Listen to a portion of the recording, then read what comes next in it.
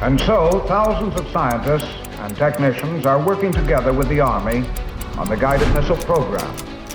This data, knowledge, and production know-how being acquired by the men at installations like Redstone Arsenal will someday be turned to another purpose when man's attention moves farther away from this small planet to the adventure of outer space.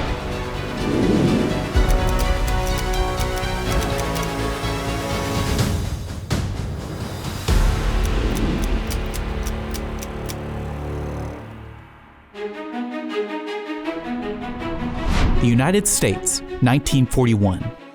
War was on the horizon. Sensing the inevitability of conflict, the United States had a prescient need for ammunition. On July 3rd, the Army selected Huntsville, Alabama, for the site of their new chemical munitions manufacturing and storage installation. Designation, Huntsville Arsenal. 5 days later, the Army announced the establishment of an adjacent ammunition assembly plant named for the red rocks and soil found in the region, the Redstone Ordnance Plant, later redesignated Redstone Arsenal. During the Second World War, the work on the home front at both Huntsville and Redstone Arsenals played a vital role in aiding American troops overseas. As the war came to an end, production ceased. The future of both installations was uncertain, with Huntsville Arsenal even being put up for sale. However, the sale would never take place, all because of the dawn of a new kind of weapon. In the closing months of the Second World War, two new weapons appeared, which have since revolutionized all concepts of modern warfare: the atomic bomb and the guided missile.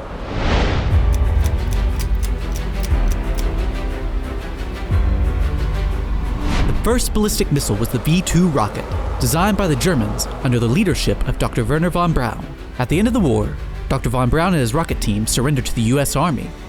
They were put to work at Fort Bliss, Texas, to help establish the Army's rocketry program.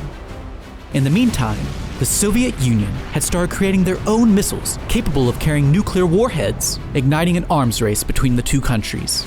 The Army wanted another ballistic missile like the V-2. They wanted more advanced. So it had to have like a nautical range of roughly 200 nautical miles, carry a nuclear warhead. Now, V-2 didn't have a nuclear warhead. The Army searched for a better location for the German rocket team to fulfill their new directive. They chose the nearly vacant Redstone Arsenal. It was decided that the Huntsville Arsenal's land was needed for this new mission, and so the land was not sold. Instead, Huntsville Arsenal was absorbed by Redstone Arsenal, and on April 15, 1950, the group from Fort Bliss came to work in Huntsville.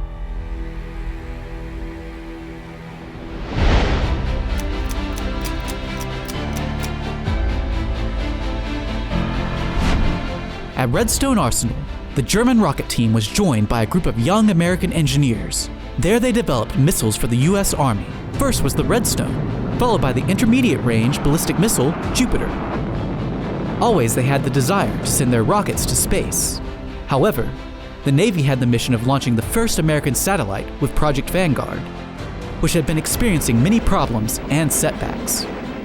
Because of this, the Soviet Union was able to beat the United States in launching the first satellite, Sputnik 1, on October 4, 1957. The space race had begun. It was a bitter competition with the Russians. They were obviously well ahead of us in space, but at least in propulsion systems, so they could put up much larger payloads. It was a great surprise to the nation. We all used to kid about them being technologically superior to Russians, but they were not in any sense. With the United States now behind, the government turned to the rocket team at Redstone Arsenal to launch a satellite. On January 31st, 1958, a modified Redstone rocket called the Jupiter C placed America's first satellite, Explorer 1, into orbit. As a result of Explorer 1's success, President Dwight D. Eisenhower created the National Aeronautics and Space Administration, NASA. I don't think that the American public would have sat still for anything other than a civilian organization heading something going into space. The only thing that I do regret is that a lot of people today, in view of all the things we've done in space, forget they got their start in the Army after all. With NASA in its early days, the Army still found itself responsible for launching more satellites, as well as the first American animals to go to space and come back alive, with monkeynauts Abel and Baker.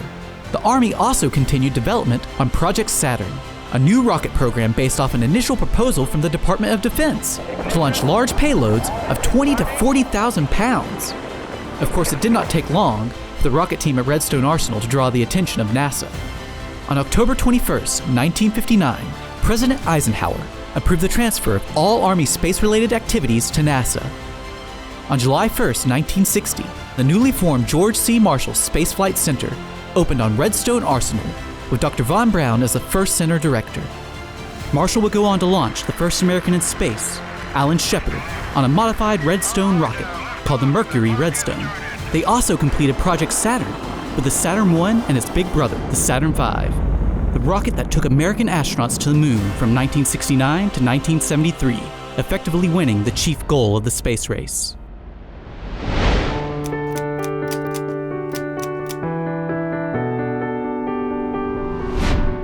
Meanwhile, Redstone Arsenal remained in the business of overseeing the development of missiles for the U.S. Army, such as the Pershing, as well as the Patriot. In 1987, the Pershing II played a vital role in the negotiations with the Soviet Union in getting the INF Treaty signed, and the Patriot has been a critical weapon on the battlefield in numerous conflicts since its inception. Redstone Arsenal also played a role in creating a Huntsville landmark, the U.S. Space and Rocket Center. In the mid-1960s, the people of Huntsville wanted to share the story of their role in both space and rocketry with the world. In 1965, the Army set up 3 inflated domes on the Arsenal for their Armed Forces Day celebration and called the exhibition the U.S. Army Missile Display Area. Missiles were put on display both inside and surrounding the domes. After Armed Forces Day, the Army left the exhibit up for guests visiting the Arsenal. However, the fact that the display was located on the Arsenal itself limited the number of guests who could visit. The question also arose of how to best showcase the role of NASA as well, who themselves had created their own independent display of rockets at Marshall. The Army people in Washington wanted a separate Army museum, and the NASA people wanted a separate NASA museum, neither of which made sense to us. Werner was the one who went to Montgomery and got the government of Alabama to support it from their point of view, and that's how it got started. In 1965, an amendment was passed for a space science exhibit in Huntsville that would highlight the accomplishments of both Redstone and Marshall. The Arsenal transferred land from the Army to the state of Alabama for the building of the museum. When the museum opened in March of 1970, the missiles on display at the Army Missile Display Area were moved to the grounds of the then Alabama Space and Rocket Center, now the U.S. Space and Rocket Center, where the work of Redstone is still on display. To this day, Redstone Arsenal remains the home of the U.S. Army's missile programs. Over the years, Redstone Arsenal has also become home to countless other defense agencies. As well, NASA maintains a continued presence on the Arsenal. The Marshall Space Flight Center played a vital role in creating the propulsion systems for the space shuttle, and is currently in charge of creating the rockets that will take humankind back to the moon and onto Mars. From World War II to the space race, and countless overseas conflicts, Redstone Arsenal has been there to provide aid. It is this commitment to serving and protecting America that will continue to carry Redstone Arsenal into the future and beyond.